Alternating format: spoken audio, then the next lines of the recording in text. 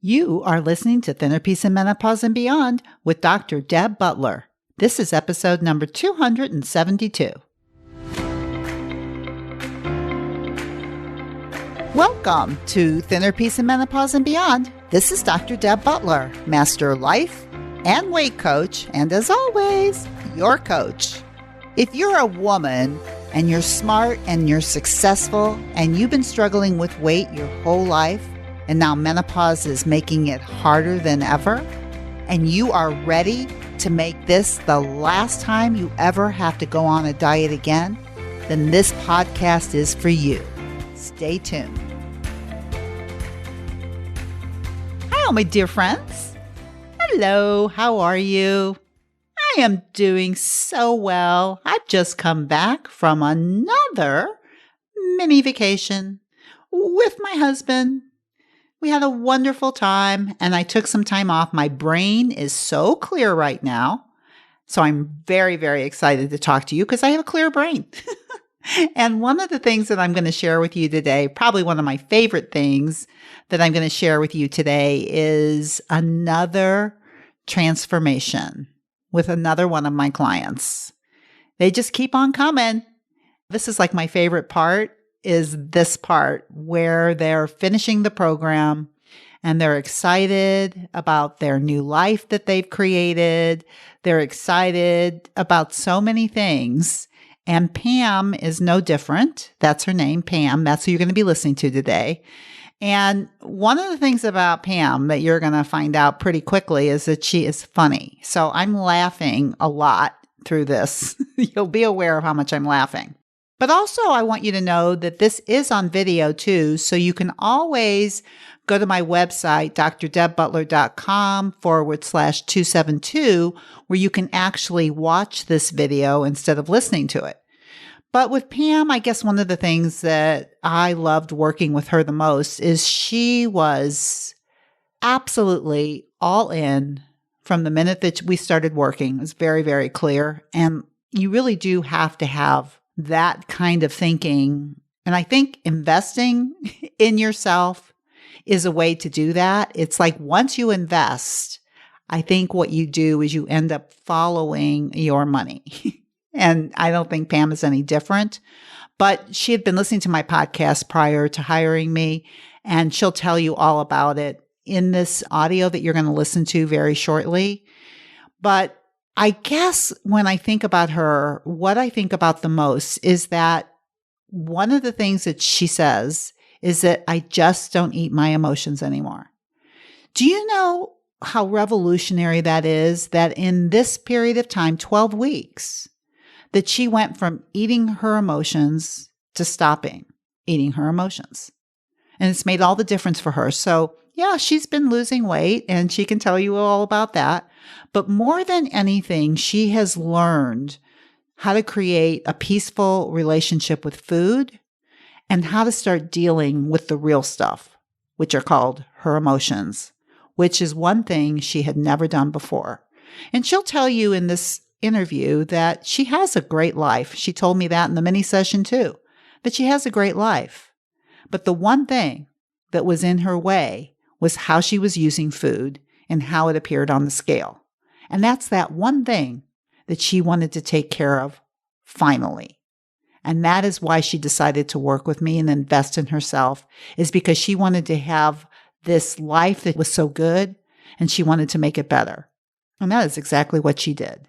So I want you to sit back, relax, walk, whatever it is you do with me, and listen to Pam tell her story and how she has transformed. And all I can say is that it was such a pleasure working with her, and you're going to see why in just a minute. So sit back, enjoy, and I'll come back on the end for just a little bit. Pam, welcome to my podcast. Thank you, Dr. Deb. I'm so excited to be here. I know. So we have had the most wonderful, wonderful time together. At least that, in my experience, I had such a wonderful time with you. I can't believe that you paid me for this. Well, I know. I'm kind of a big deal, and so are you. And when people like that get together, it's magic. And it did kind of seem like magic watching you transform right before my eyes, seriously. So, first of all, I'd like all the listeners to know that you are not handcuffed and you have not been paid a lot of money to be on this podcast. Is that correct? That's correct. That is Okay. correct. I listened to your podcast the whole time that I was working with you, and I'm like, I wonder if she's going to ask me to be on the podcast. I really hope she asks me to be on the podcast. I'm going to be kind of hurt if she doesn't ask me to be on the podcast. And then you asked me, and I'm like, yes. Yeah. So tell me, why did you want to be on the podcast? I think that people need to know what you do and how you do it and why they need to work with you, because listening to the podcast is phenomenal. And if that's enough for some people, fantastic. But you know what? I'm pretty smart. I pretty much got most of my stuff together, and I still really needed that one-on-one help from you to make it all come together. I knew a lot of the stuff that you were telling me. I just couldn't put it into action. Mm-hmm. And I worked with a business coach before, which is why I knew that I wanted to work with the coach.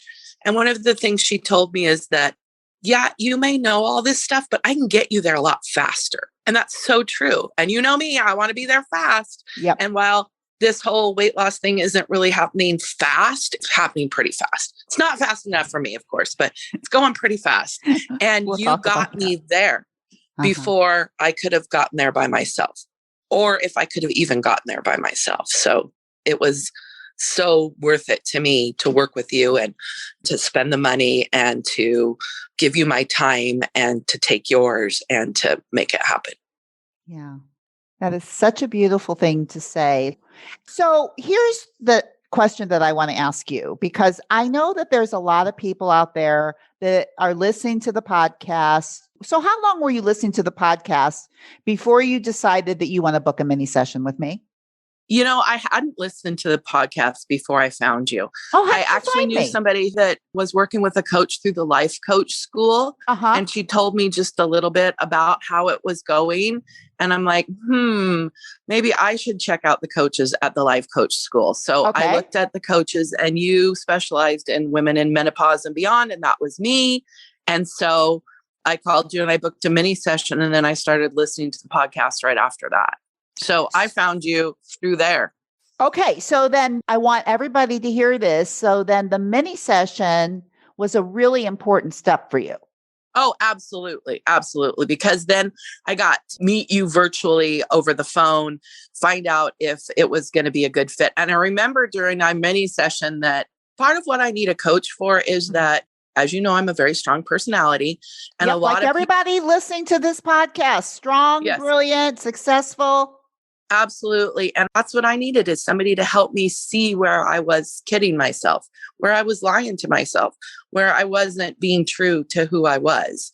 And you did that beautifully and kindly. You were strong too, but never in a mean way, always in a very kind way. And I remember during that first session, you know, feeding you my bullshit, and you said, I don't know if I can help you. And I went, oh, shit. Well, now what do I do? And then you talked to me for a little bit longer and got me to say what I needed to say so that you could hear that I was serious about this and that I wanted to make changes, because I was like, oh, life's good. And, you know, everything's fine. And I don't have any problems. I'm just fat. And you Let's start right there, because I want people to hear this, because I think this is true for a lot of people. A lot of very successful women say, you know, my life is great. I'm really happy. Right. It's just my weight, or what you said, I'm just fat. And I couldn't understand, because basically the first part of the mini session was all about how happy you are and how much you love your life. And so I'm going like, well, what's the problem? Exactly. Why are you talking to me? Yeah. And is this really a problem for you? Or are you just doing it because you think society needs you to be thinner? And I question that about myself a little bit too. Am I unhappy with my weight because society tells me that I need to be thinner? And, you know, I'm a strong person. Can I just tell them all to shove it and just be who I am and be me? And the answer is yes, I can. And maybe you have. Yeah. But I also wanted to be thinner for me, not for anybody else, but for me. And I wanted to be more comfortable on an airplane, and I wanted to be smaller. And this is the thing that I remember. I think that up until that phone call, you were kind of fooling yourself into it's not that big of a deal. Yes. And I knew it was, or you wouldn't be on the phone with me. Correct. Right. But I wasn't willing to work with you unless I knew that you were 100% committed to the process.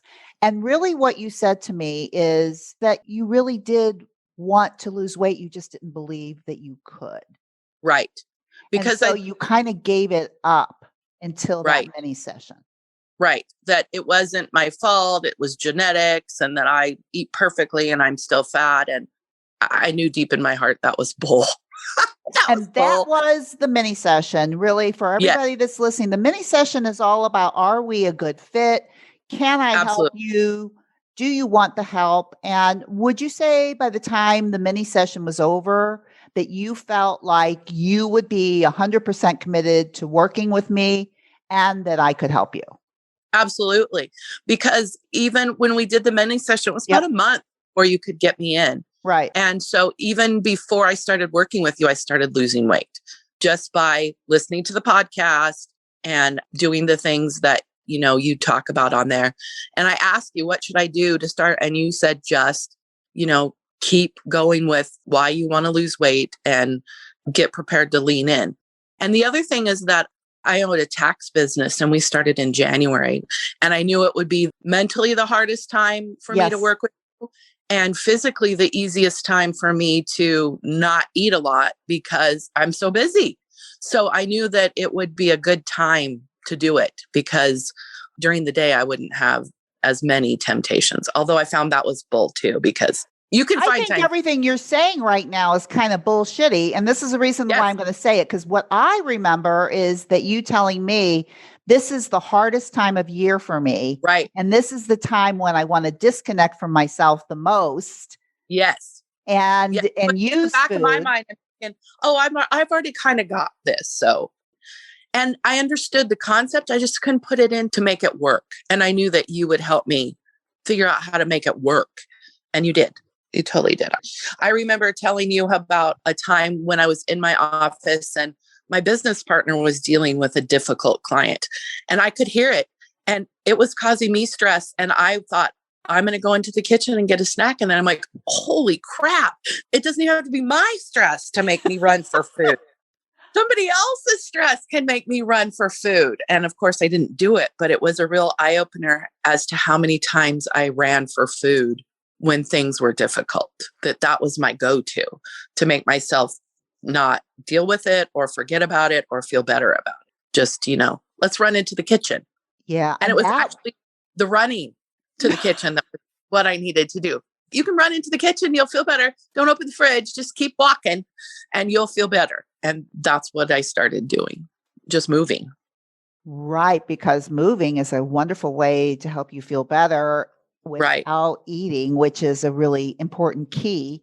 And the other thing that you're saying to me that I want everybody to be aware of is that you gained this awareness of yourself pretty quickly, that you could see that stress, those vibrations in your body that were negative emotions, you caught on pretty quickly that was causing you to eat, and you were able to start circling around that and catching it pretty quickly. And I want everybody to be aware that it's like once you make that commitment, because once you made that commitment, you were willing to actually look at what you're doing, look at what you're eating, look at why you're eating, which is why we do the food journals, which you were 100% committed to.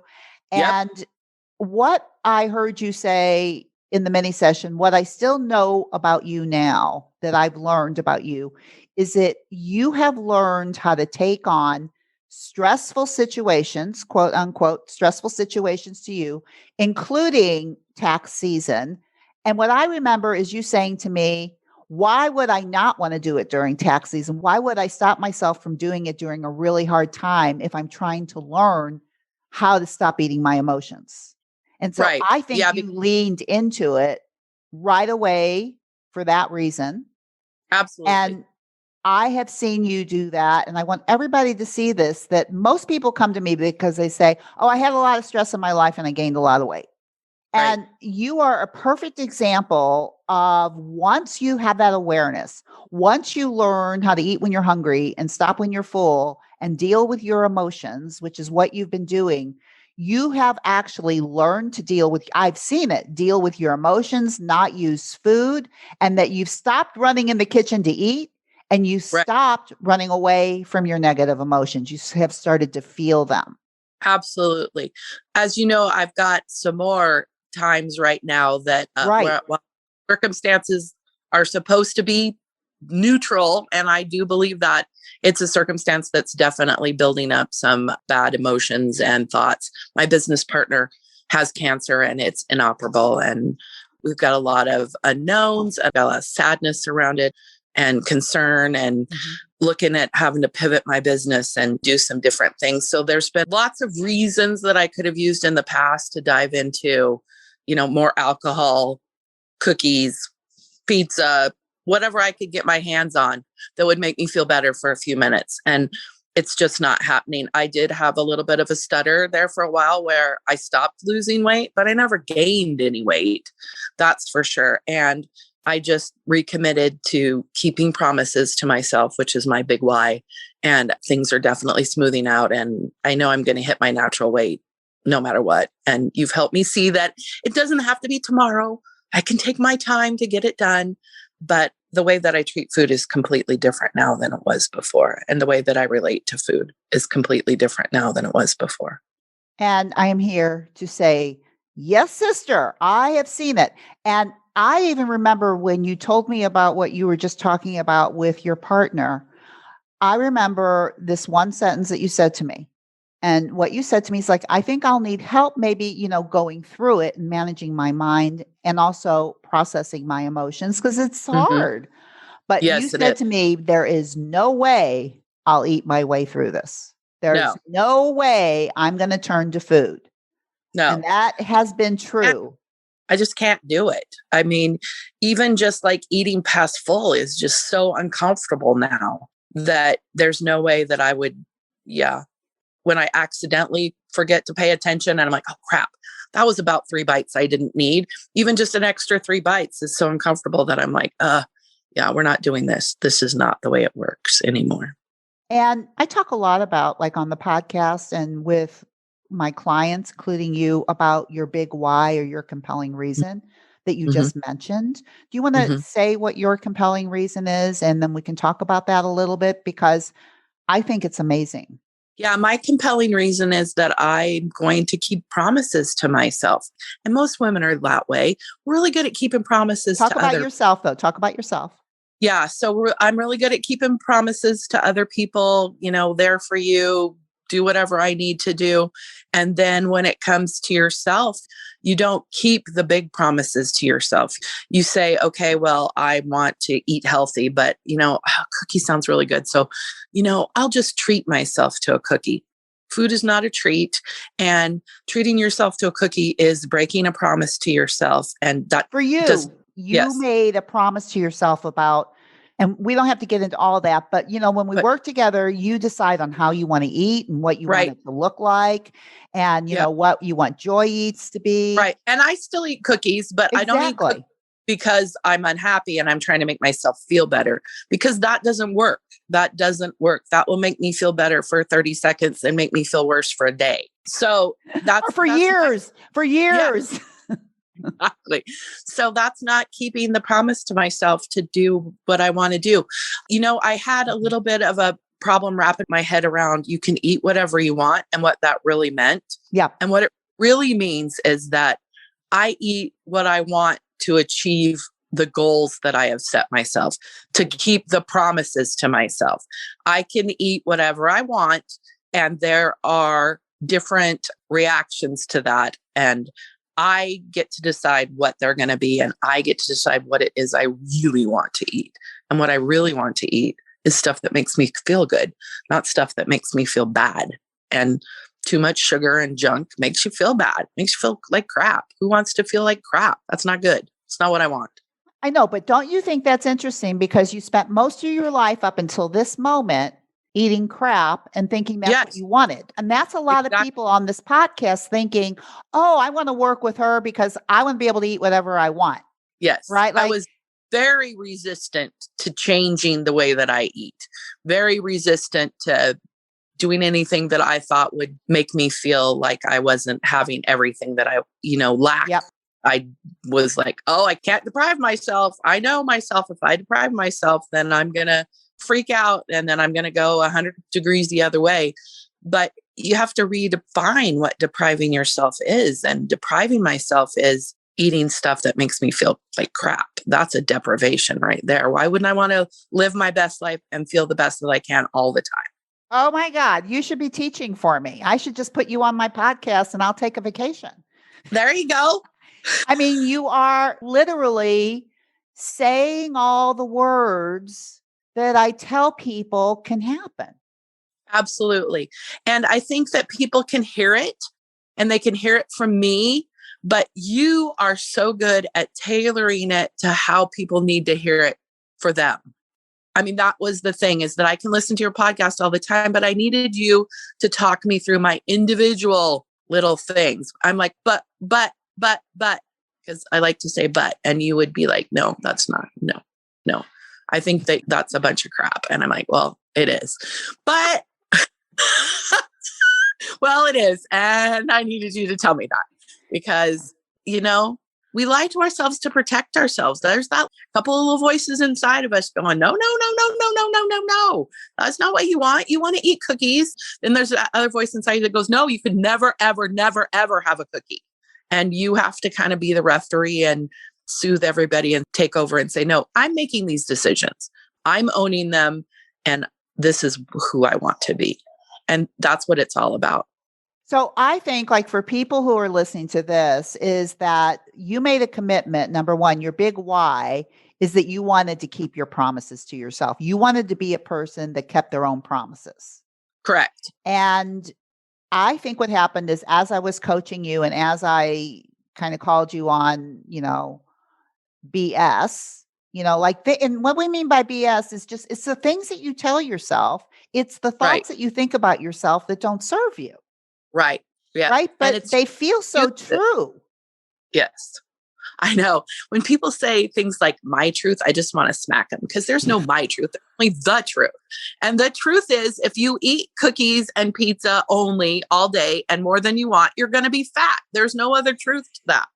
The truth is that you have to face reality. And reality is that while you can eat whatever you want, you better want the good stuff. Because if you don't want to eat the good stuff, you're not going to get there. And you're lying to yourself. And so for you, I think your transformation, because that was a lot of work in the beginning, is your resistance to, but I want this and I want to be able to do it this way and I want to eat that. And I think through the coaching and through the awareness of your own mind, because I remember a lot with alcohol about like, well, I think I should be able to drink whatever I want. And I don't want to have to restrict or deprive myself when I'm with my friends and stuff like that. Yep. And I'd like you to say a little bit, because there's a lot of people listening that with the joy eating and the joy drinking with alcohol. And I believe, and you can say to the people who are listening, that you've come to peace with that and you do drink or eat whatever you want. And yet you're still losing weight beautifully. Absolutely. I am. Yeah. I'm not on any kind of a radical diet. I eat regular food. I go out to eat. I eat with friends.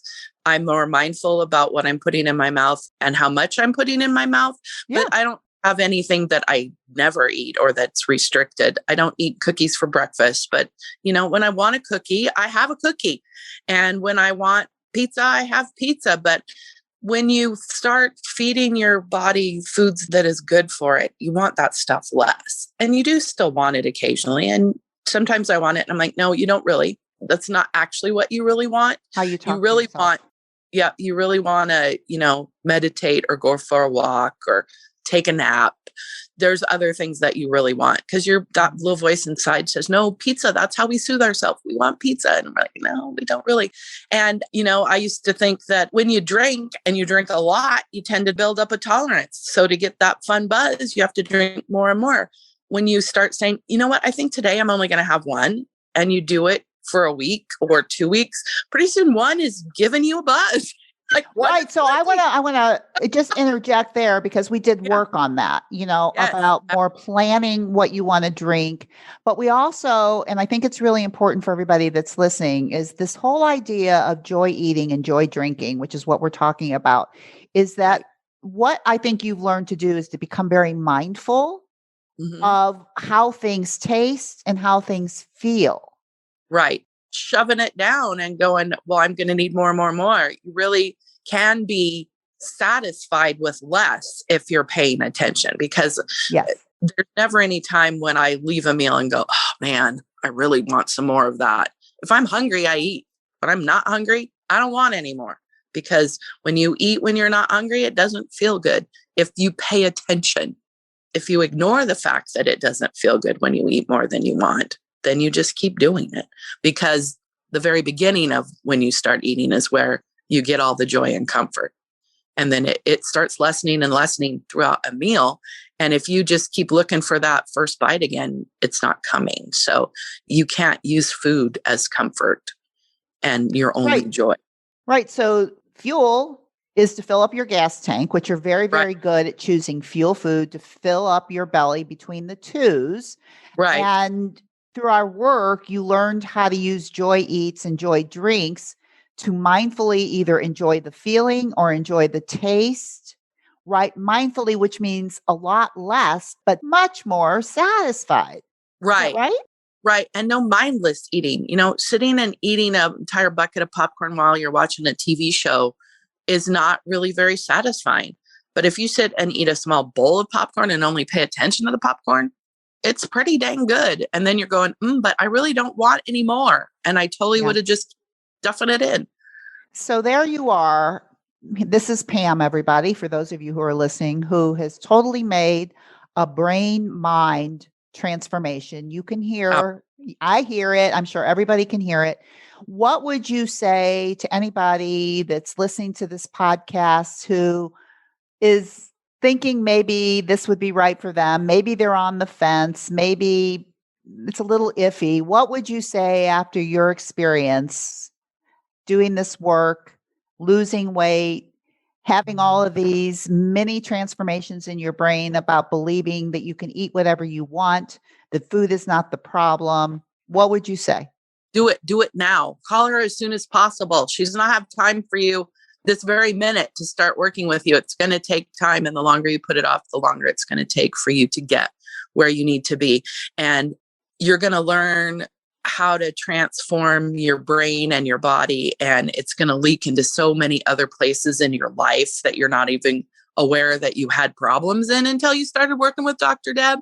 And how many places in your life, when you eat for stress or for comfort, your entire life that you're bringing into this whole eating thing. And so when you start working on things like, why am I eating? And it's like so much bigger than you think. You think it's just, I overeat and that's my problem. That's hardly your problem. It's not about the food. It's about your brain and why you're eating the food. And when you work with Dr. Deb, you figure out why you're eating the food. And it's so many more parts of your life than you think. And even when you have a fabulous life like I had before, it's even more fabulous now because I'm dealing with the problems that go along with it. I can't recommend it more. Do it, do it, do it. There's no reason not to. It's expensive. Do it. It takes your time. Do it. It's the best investment I ever made. Do it. Pam, thank you so much for being on my podcast. And I just want everybody to see that this can be a very, very, very fun experience because I can't stop Absolutely. laughing. Oh, yeah. And we cried. I cried. Cried a couple of times, but always felt better afterwards. Always felt really energized and ready to hit my day and hit my week. And it was so funny because it was almost every time that I would hit the day running, and it would be the day before I was going to talk to you that I'd have some big old blow up. And I think it was my subconscious going, okay, well, we need to really work through all this stuff because we got a limited amount of time here. And I was always worried about that. Oh, my time's running out with Dr. Deb. I got to get this all figured out. Right. And so I would have some sort of blow up before every time that I talked to you. And I did work through so much. You did. And no, I'm not perfect at anything yet. No. But the things that you've taught me are still here, and I still rely on them, and they're still helping me. Thank you, Pam, for being on the podcast and for sharing and being so open with everybody. You're going to inspire a lot of people today, so thank you. Oh, thank you for working with me, and thank you for the benefits that I've received from you. Okay. I love you, Dr. Deb. I love you too. Well, what did I tell you? She is an inspiration, and she has transformed. And she does not eat her emotions anymore. And like she said in the interview, that she really had something difficult happen to her after we finished working, where her partner is sick and will not be able to work. And this is a business that depended on this partner. And the one thing that she said, as difficult as it is that she is absolutely, without a doubt, positive that the one thing she will not do is eat her way through this, that she will not eat those emotions anymore. And she knows that. And that's why it's the last time for her, because it doesn't matter what happens. She knows that she's got her own back, and she knows that she'll deal with her emotions and she will not eat them. And that is an option that you get to learn too, just by listening to my podcasts. But if you're like Pam and you think that you need more, like coaching, which is what Pam needed, the coaching part, where we figure out what was getting in the way of her creating her own peace and trust with herself, then you can set up a mini session with me by going to drdebbutler.com/work with me. And you too can find out if I might be able to help you with the same problem that Pam had. And as always, I would never, ever end this podcast without saying two things. Usually I say one thing, but today I'm going to say two things, because one of the things that Pam ended with in our podcast is she said to me, "I love you, Dr. Deb." And what I want to say to you is I love all of you. It really is a love thing. That's why I do this work. I feel it with my clients. I feel it when I'm talking to you. I love you. And I want you to love you as much as I love you. And with that, no matter what else you do and no matter where else you go, please, please, please be kind to yourself. And I'll see you next week. Bye-bye. If you've been loving my podcast, please, please, please subscribe. And also, please, please, please review if you're loving it. The way you heard about it is the way many people hear about it. They Google it or they look for it. And the only way that it pops up is by who reviews it. So if you're loving it, let's pass on the good word and the good news. Thank you.